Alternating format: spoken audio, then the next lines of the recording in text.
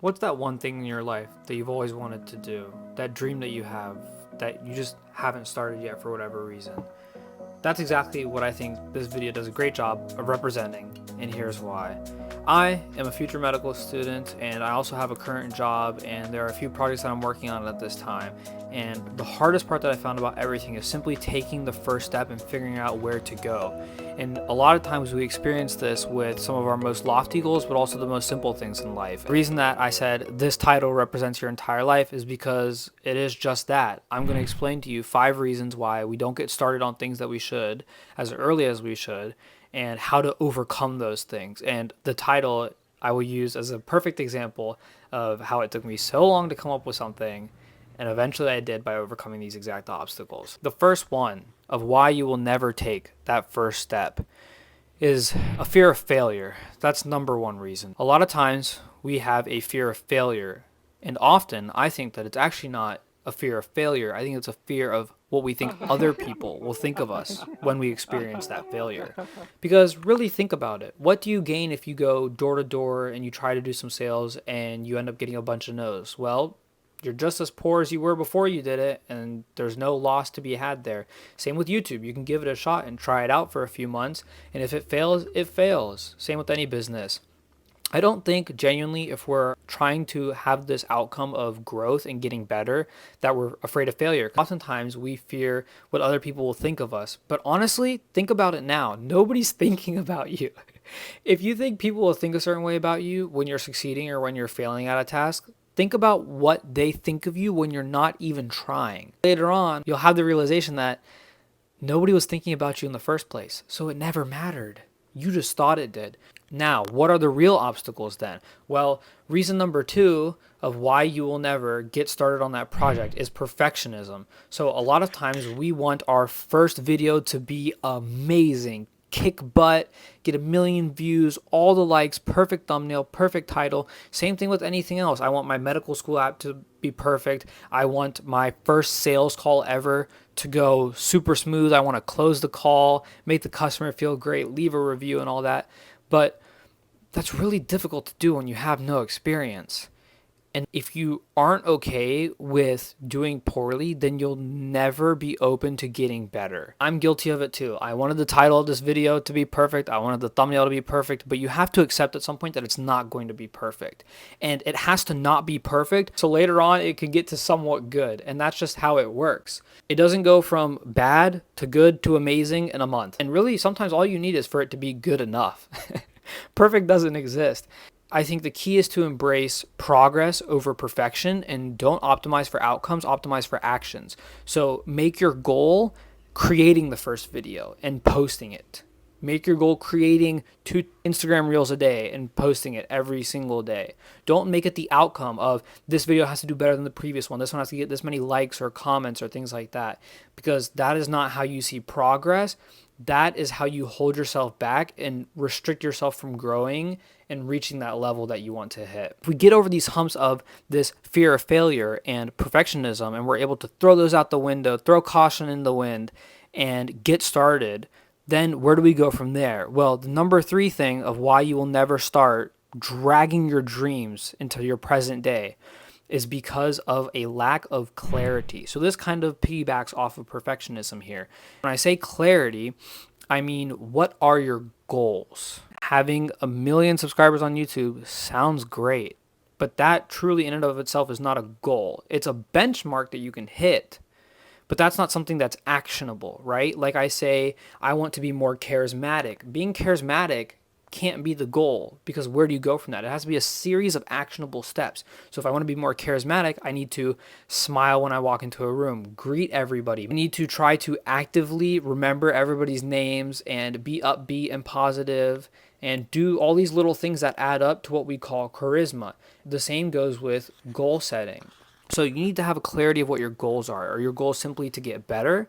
Because then that's easy to measure, and you can do research and try out new things, whether it's with your videos or in a career industry. So if you're doing sales, you can try a series of scripts. You can try different lead generation methods, whether it's cold emails or going door to door, and record the data and see and learn from that.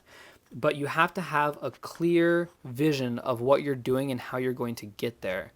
And so you need to break it down, write it out on paper sometimes. Like I am literally, if you can't tell, the camera is right next to a Google Doc and I am partially looking at that Google Doc to remember what I wanted to talk about. And that's okay. When you first start out, sometimes you need these little tools to help you. Without having that clarity down on paper or on your Google Doc, it'll be all around bouncing in your head and you'll forget all the little important details that'll accumulate to your success later. So create that roadmap that'll take you from where you are now to where you want to be in the future, and give yourself a deadline for that. Give yourself actionable steps you're going to be taking every single day, because it's easy to feel lost and unsure when it's your second month of doing it and your results are not increasing as much as you wanted, or sometimes they're even going a little bit down.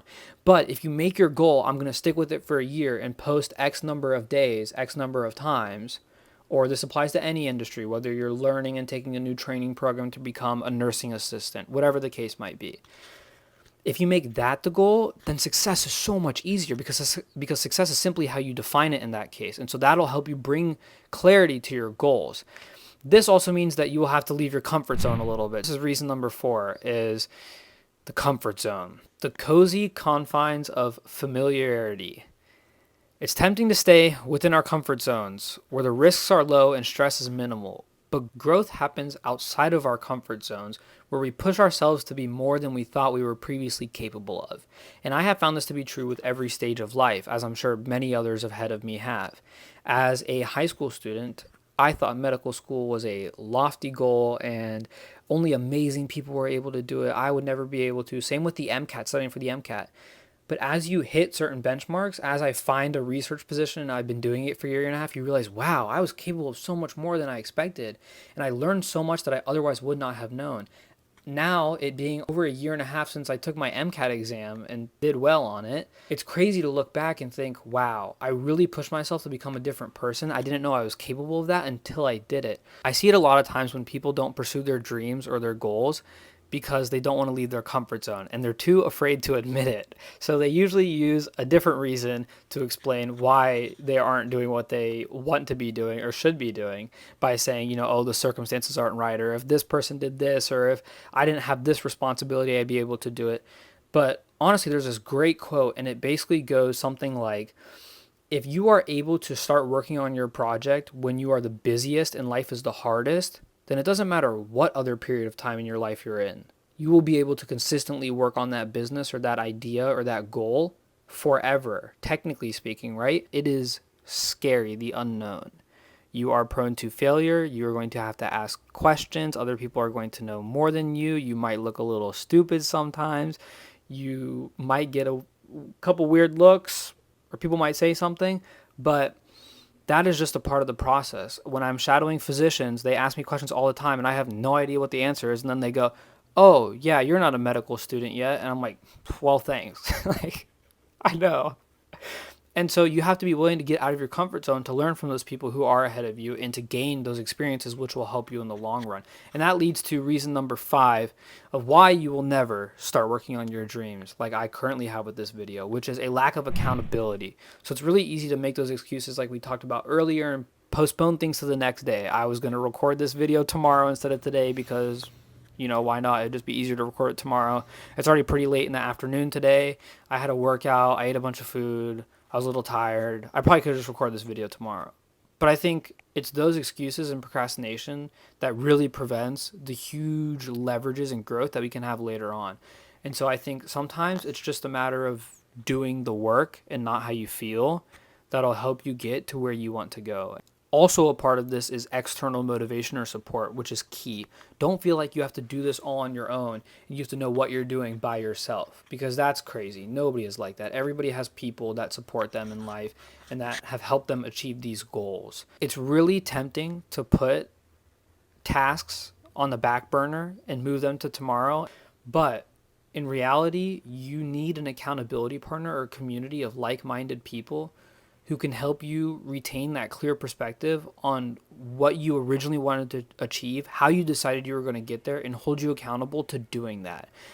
You need those people who will celebrate your wins genuinely. I talked about this with my cousin yesterday, that if you can find somebody who celebrates your wins as if it's their own, that person is golden and you need to hold on to them, okay? You should be holding them as accountable about their life as they should be holding you accountable.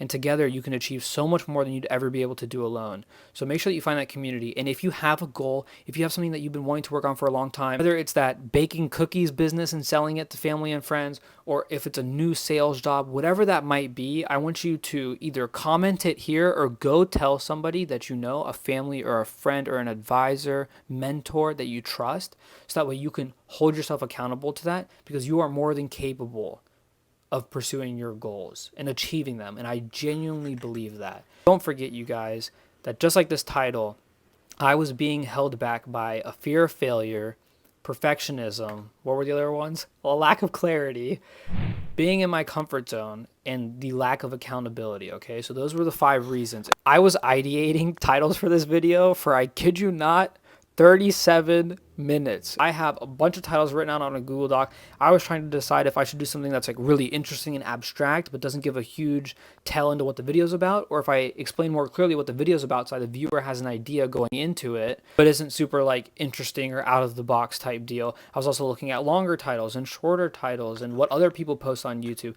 But at the end of the day, you kind of have to realize that you just have to pick something and make the best of it. And I think that that is the case with most decisions in life. It's what you do after you make the decision that matters more than the actual decision that you make. With that, I hope you are able to get started on your dreams and take that first step like I am with this video. The title isn't going to be perfect. The thumbnail is not going to be perfect. My path is going to change along the way. I will slowly get better in all of those aspects and domains, and I hope you do as well. Take care, guys, and best of luck.